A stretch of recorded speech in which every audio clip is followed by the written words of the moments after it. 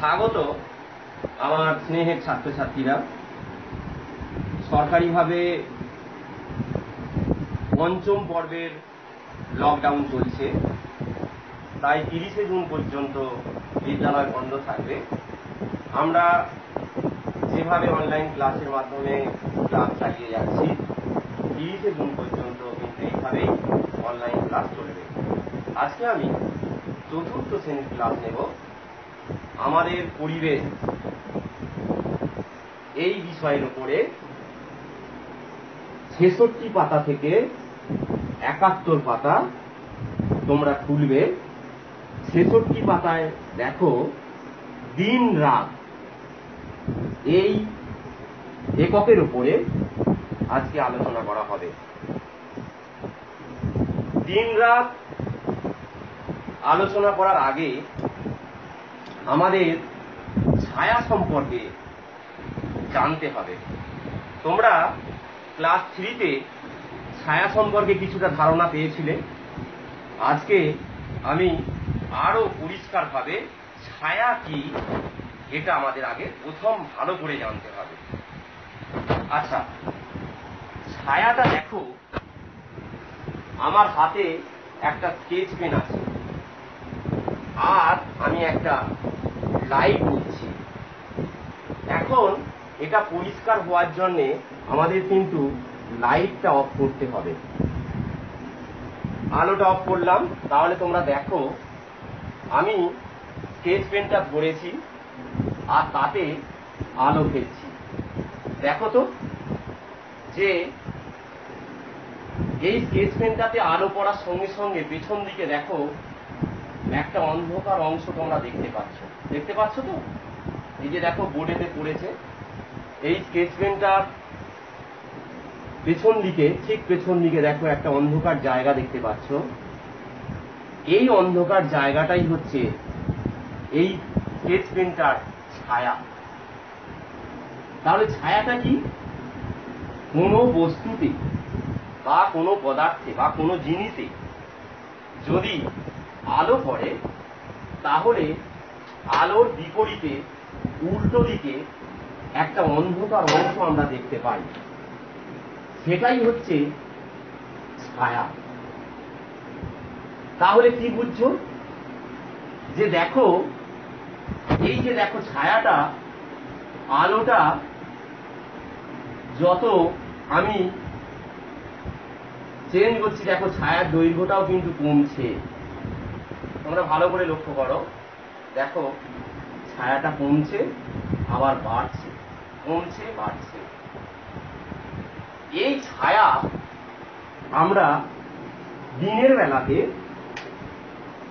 যখন সূর্য ওঠে তখন তোমরা লক্ষ্য করেছো যে সূর্য যখন পূর্ব দিকে ওঠে তখন ছায়া আমরা দেখতে পাই। সে গাছের ছায়া হোক, তোমাদের ছায়া, কোনো পশু পক্ষীর ছায়া, যে কোনো জিনিসেরই কিন্তু আমরা ছায়া দেখতে পাই। আবার ওই ছায়াটা বাড়া কমা হয় সূর্য পূর্ব দিক থেকে যত পশ্চিম দিকে এগোতে থাকে। যদিও তোমরা, আমি আগামীতে আলোচনা করব যে সূর্য কিন্তু এক জায়গাতেই স্থির থাকে, সূর্য কিন্তু ঘোরে না, এটা আমরা জানি, তোমরা আগে জেনেছ। তাহলে এই রকম আপেক্ষিক সূর্যকে মনে হয় যে পূর্ব দিক থেকে বোধহয় পশ্চিম দিকে যাচ্ছে না। এটা আমাদের এই পরীক্ষার মাধ্যমেই তোমরা জেনে যাবে যে আসলে কি কারণের জন্য এই ঘটনাগুলো ঘটে। প্রথমে দেখো, এই টেবিলটায় চলে এসো। এই টেবিলেতে দেখো আমি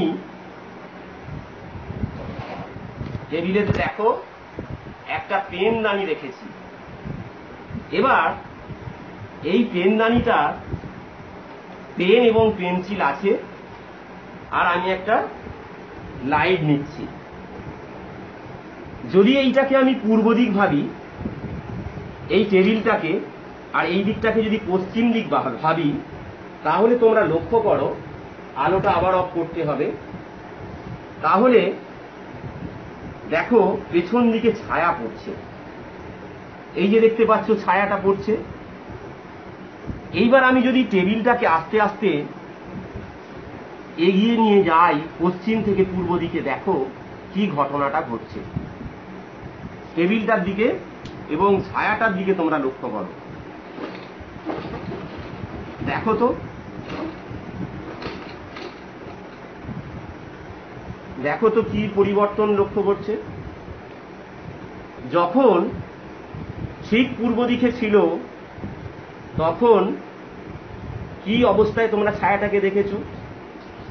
যখনই সূর্যটা দেখো, এই লাইটটা দেখো একইভাবে আছে, যখনই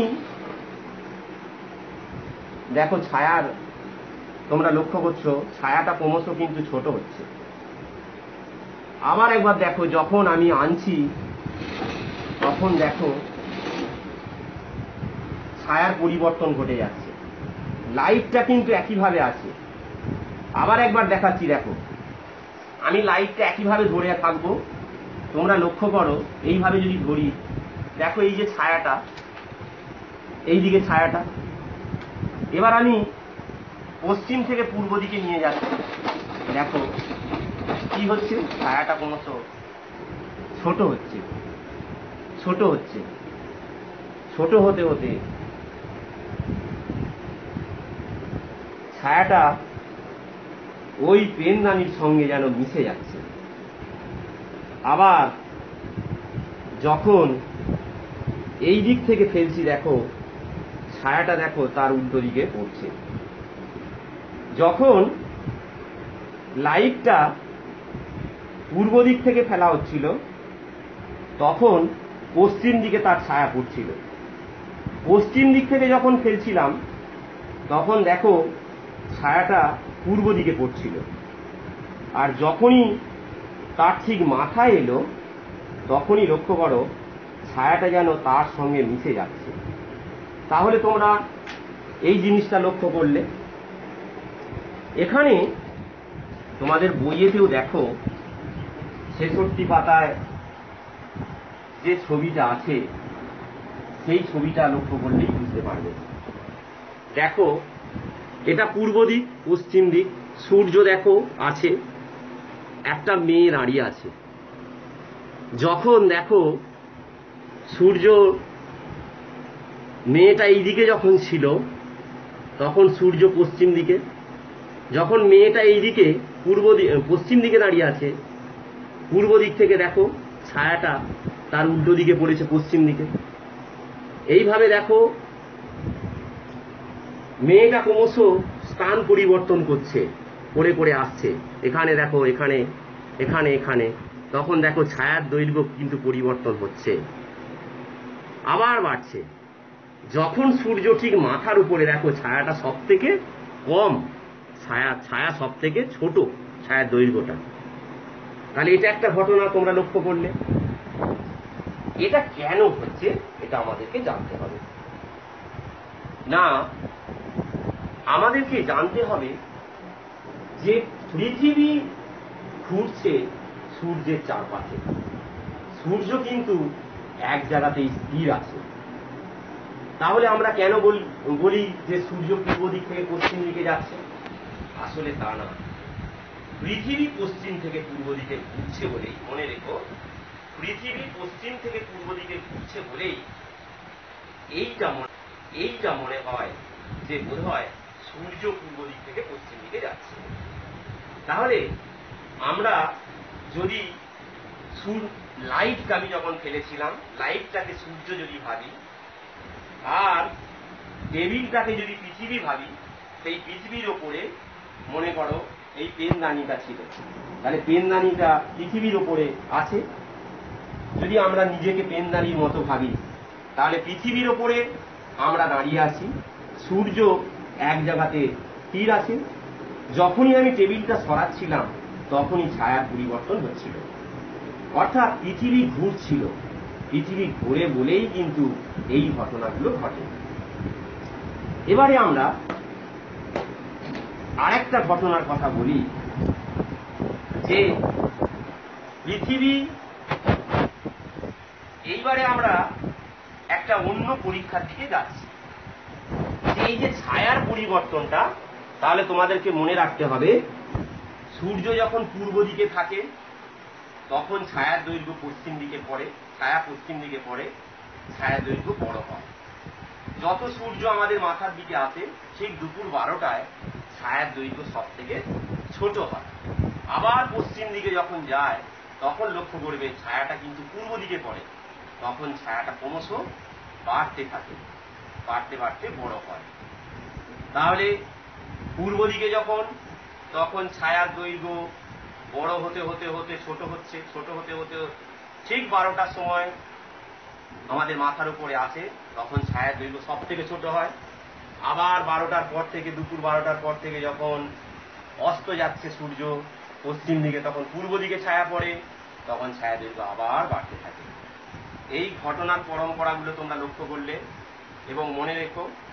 এইবার আমরা একটা অন্য দিকে যাই, যে আমার হাতে দেখো একটা বল আছে আর একটা লাইট আছে। এইবার তোমরা লক্ষ্য করো, বলটাকে যদি আমি পৃথিবী ভাবি আর লাইটটা যদি বলের উপরে ফেলি, তোমরা লক্ষ্য করো, দেখো তো বলটার ঠিক পেছন দিকে একটা ছায়া পাচ্ছ না? ঠিক তাই। আর বলটা দেখো, যে অংশটা, এই যে দেখো লাল যে কার্টুনের মুখগুলো আছে, যখন ওইখানটায় আলোটা পড়ছে তখন আলোকিত হচ্ছে। এবার যদি আমি বলটাকে ঘোরাই দোলা না লাগিয়ে, তাহলে দেখো তো কি হচ্ছে, ভালো করে দেখো। এই দেখো নীল ছবিগুলো চলে এলো, এবার নীল অংশটা আলোকিত হলো, দেখো দেখো। তাহলে বলটা যখন ঘুরছে, যে অংশগুলো পৃথিবীর, যে অংশগুলো সূর্যের কাছে আসছে, সেই অংশগুলো আলোকিত হচ্ছে, আর তার ঠিক উল্টো দিকে আলো যাচ্ছে না বলে অন্ধকার হচ্ছে। এটা তোমরা লক্ষ্য করলে? ঠিক তাই। এখানে লাইটটাকে যদি সূর্য ভাবা হয়, পৃথিবীটাকে, এই বলটাকে যদি পৃথিবী ভাবা হয়, তাহলে যে ঘটনাটা আমরা দেখলাম সেই ঘটনাটাই প্রতিদিন ঘটে। অর্থাৎ পৃথিবী সূর্যের চারিদিকে ঘোরে, দুরকম ভাবে ঘোরে, করকম ভাবে ঘোরে, দুরকম। তোমরা যদি একটা লাট্টু যদি ঘুরতে দেখো, দেখবে লাট্টুটা ঘুরতে ঘুরতে ঘুরতে ঘুরতে সরে যায়। তোমরা লক্ষ্য করেছো কিনা জানি না। এখানে পৃথিবীও তাই দুরকম ভাবে ঘুরছে। দেখো, বলটাকে যদি পৃথিবী ভাবি, বলটা নিজে কিন্তু এরকম করে ঘুরছে, নিজে ঘুরতে ঘুরতে সূর্যের চারপাশে ঘুরছে। সূর্যটাকে যদি এটা ভাবি, তাহলে দেখো আমার হাতটা দিকে, নিজে ঘুরতে ঘুরতে ঘুরতে ঘুরতে সূর্যের চারপাশে ঘুরছে, দেখো ক্রমশ এগিয়ে যাচ্ছে। তাহলে দুরকম গতি। পৃথিবী যে নিজে ঘুরছে অক্ষে, সেটাকে বলে আহ্নিক গতি। আর এই যে লাট্টুর মতো সরে যাচ্ছে ঘুরতে ঘুরতে, নিজে ঘুরতে ঘুরতে সরে যাচ্ছে, সেটাকে বলে বার্ষিক গতি। তোমরা আরো উঁচু ক্লাসে উঠবে, তখন জানবে এই আহ্নিক গতি, বার্ষিক গতি সম্পর্কে। আজকে শুধু দুটো কথা বললাম। এখন পৃথিবী যে নিজে ঘুরছে, যেটা আহ্নিক গতি, এর ফলেই কিন্তু দিন রাত্রি হয়। এবার ওই যে দিন এবং রাত যে কথাটা জানলাম, এটা আমি বলে এঁকেছি। দেখো ছবিতে, বোর্ডে দেখতে পাচ্ছ কি না? এটা পৃথিবী এঁকেছি, এইটা সূর্য এঁকেছি। দেখো তো, সূর্যের আলোটা পৃথিবীর যে অংশটাতে পড়েছে, সেই অংশটা দেখো আলোকিত হয়ে আছে। আর যে দিকটায় দেখো আলোটা পৌঁছায়নি, সেদিকটা কি হয়ে আছে? অন্ধকার হয়ে আছে। তাহলে যে অংশটা, পৃথিবীর যে অংশটাতে সূর্যের আলো পড়েছে, সেই অংশ আলোকিত হওয়ার জন্য দিন, আর যে অংশটাতে আলো পৌঁছায়নি, আলো পড়েনি, সেই অংশটাতে রাত। পৃথিবী ঘুরছে, দেখবে তোমরা ভোর হয়, সন্ধ্যা হয়। এই যে এখন আমরা দিন দেখতে পাচ্ছি, এখনো বাজে 8টা। তাহলে এই সকাল 8টায় যখন আমাদের ভোর হয়েছিল, ভোর তাহলে কি না, রাত্রির অবসান এবং দিনের শুরু যে অংশটা, সেই অংশটাতে দেখবে সামান্য আলো দেখা যায়, তারপরে আলোটা আস্তে আস্তে বাড়তে থাকে, দিনের দিকে প্রবেশ করে। কেন এই ঘটনাটা ঘটে না, পৃথিবী ঘুরছে। যখন ভোর ছিল তখন পৃথিবী একটা জায়গায় ছিল, পৃথিবী তখন যে অংশটাতে আমরা ছিলাম সেইখানটাতে সূর্যের আলোটা কম পড়েছিল বলে তারপরে আস্তে আস্তে সেটা বাড়ছে, আবার ঠিক একইভাবে দিনের পরে যখন রাত্রি হয় তখন কি হচ্ছে না, দিন থেকে রাত্রির দিকে যাওয়ার ঠিক আগেটা তখন আলো দেখবে কম থাকে, তখন সেই সময় আলো কম থাকার জন্য সন্ধ্যা হয়। তারপরে আবার পৃথিবী সরে গেলে তখন রাত্রির দিকে প্রবেশ করে, তখন সেই অংশটায় সূর্যের আলো আর পৌঁছায় না, তখন সেই অংশটা রাত্রি অন্ধকার হয়ে যায়। এই ঘটনাটা তোমরা লক্ষ্য করবে, যদি তোমার বাড়ির পাশে তুমি যদি পাক খেতে থাকো, যখন তুমি পাক খাচ্ছ তখন দেখবে, যখন তুমি তোমার বাড়ির কাছে ঘুরে আসছো তখন দেখবে বাড়িটাকে দেখতে পাচ্ছ, যখন উল্টো দিকে চলে যাচ্ছ তখন কিন্তু আর বাড়ি দিকে দেখতে পাচ্ছ না। এই ঘটনাটা তোমরা বাড়িতে পরীক্ষা করবে, যে যখন পৃথিবীর কাছে, পৃথিবীর যে অংশটা সূর্যের কাছে আসছে তখন সেই অংশটাতে আলো পড়ছে বলেই দিন হয়, আর যে অংশটাতে তার উল্টো দিকে পৃথিবীতে সূর্যের আলো পৌঁছায় না বলে রাত্রি হয়। এই ছবিটার দিকে তোমরা লক্ষ্য করলেই বুঝতে পারবে। তাহলে এই ঘটনাগুলো পরপর আমি বললাম, দিন রাত সম্পর্কে তোমাদের আইডিয়া হলো। শুধু একটা কথা মনে রেখো, পৃথিবীর আধুনিক গতির জন্য কিন্তু এই দিন রাত্রিটা হয়। তোমাদের আজকে যেটা বোঝালাম সেটা তোমাদের এই বইয়ের মধ্যে আছে। এইগুলো দৈর্ঘ্য সবচেয়ে ছোট ছায়া, এই ছকটা পূরণ করবে, এখানে যে ছকটা আছে পূরণ করবে। দিন রাত্রির যে ঘটনাগুলো বললাম সেটা এই যে দেখো ছবির মাধ্যমে সব করা আছে, তোমরা 66 থেকে 71 পাতা ভালো করে পড়লেই আজকের পড়াটা পরিষ্কার আরো হয়ে যাবে, আমি যেটা বোঝালাম। তাহলে এখানেই আজকের ক্লাস শেষ করছি। তোমরা ওইগুলো যে কাজগুলো দিলাম সেইগুলো করে হোমওয়ার্ক হিসাবে আমাদের বিদ্যালয়ের হোয়াটসঅ্যাপ গ্রুপে পাঠিয়ে দেবে, আমি দেখে নেব। তোমরা সবাই খুব ভালো থেকো, সুস্থ থেকো, অনেক